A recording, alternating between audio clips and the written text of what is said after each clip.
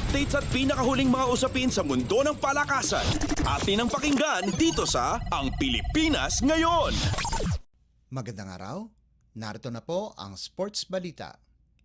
Ipinakita ng Gilas Pilipinas Girls ang kanilang pagkadominante kung saan tinambakan nila ang Indonesia 73-37 para makompleto ang sweep sa 2024 FIBA Under-18 Women's Asia Cup Seyaba qualifiers na ginanap sa Ratchaburi Gymnasium sa Thailand. Naging isang panig lamang ang lahat ng panalo ng Gilas Girls kung saan tinambakan nila din ang host Thailand 103-58 at ang Malaysia 100-68. Nanguna sa balanseng atake si Alicia Villanueva sa nagawa nitong double-double na 13 puntos at 10 rebounds habang nagambag si Tiffany Reyes ng 9 na markers at 4 na boards. Nagtapos naman si Gabby Ramos ng 8 puntos, 7 boards, 2 steals at 1 assist habang nagbigay ng tig-7 puntos sina Ava Fajardo, Ashlyn Abong at Margaret Dueñas bawat isa. Dahil sa pangungunan nila sa Seyaba qualifiers na may malinis na 3-0 record, kwalipikado na ang Gilas Girls sa FIBA Under-18 Division B na nakatakda sa susunod na buwan at gaganapin sa China. Ang mananalo ng Division B ay mapropromote sa Division A. Updates at pinakahuling mga usapin sa mundo ng palakasan. Atin ang pakinggan dito sa Ang Pilipinas Ngayon. Dahil sa kanilang impresibong performance, tumaas ng ilang pwesto ang Alas Pilipinas sa World Rankings.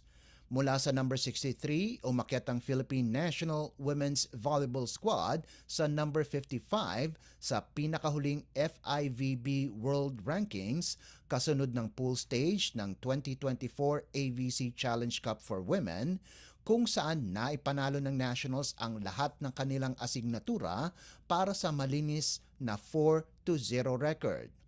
Lumabas din na pang-8 magaling na koponan ang Alas sa Asia kung saan ang China at Japan ang may hawak ng top 2 spots sa Asian rankings habang ang Thailand at Kazakhstan na makakalaban ng Pilipinas sa Martes sa AVC semifinals ay 3rd at 4th sa rankings ayon sa pagkakasunod. Sumunod naman ang South Korea, Vietnam at Chinese Taipei. Kaya biglang tumaas ang ranking ng Pilipinas dahil sa kanilang dominanteng laro sa AVC kung saan tinalo ng Alas ang Australia, India, Iran at Chinese Taipei para makapasok sa semifinals. Updates at pinakahuling mga usapin sa mundo ng palakasan. Atin ang pakinggan dito sa Ang Pilipinas Ngayon. Pinataob ng University of Santo Tomas ang Ateneo de Manila University 63-52 para palakasin ang kanilang kampanya sa 17th PhilOil Eco Oil Preseason Cup.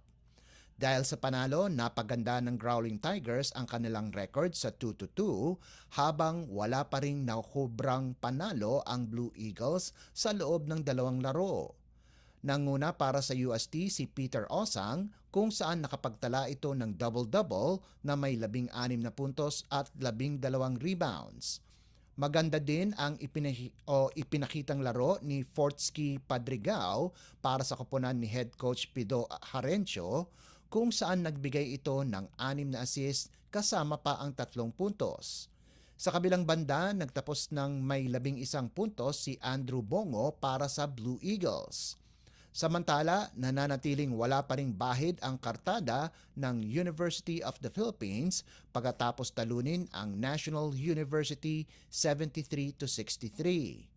Napaganda ang record ng Fighting Maroons sa 4-0 dahil sa balansing atake mula kina JD Kagulangan at Francis Lopez na kapwa nakagawa ng 10 puntos habang sinundan sila ni Chico Briones at Jerry Abadiano na nagambag ng 9 na puntos bawat isa. Nakalikom naman ng 10 puntos at 5 rebounds si Jake Figueroa para sa Bulldogs at nakakuha ito ng tulong mula kay Holo Manansala na nakascore din ng 10 puntos, sahog pa ang 3 rebounds. Updates at pinakahuling mga usapin sa mundo ng palakasan. Atin ang pakinggan dito sa Ang Pilipinas Ngayon. At yan ang pinakahuling balita sa larangan ng palakasan. Para sa Radyo Pilipinas World Service, ito po si Leo Magpayo. Magandang araw. Updates at pinakahuling mga usapin sa mundo ng palakasan. Atin ang pakinggan dito sa Ang Pilipinas Ngayon.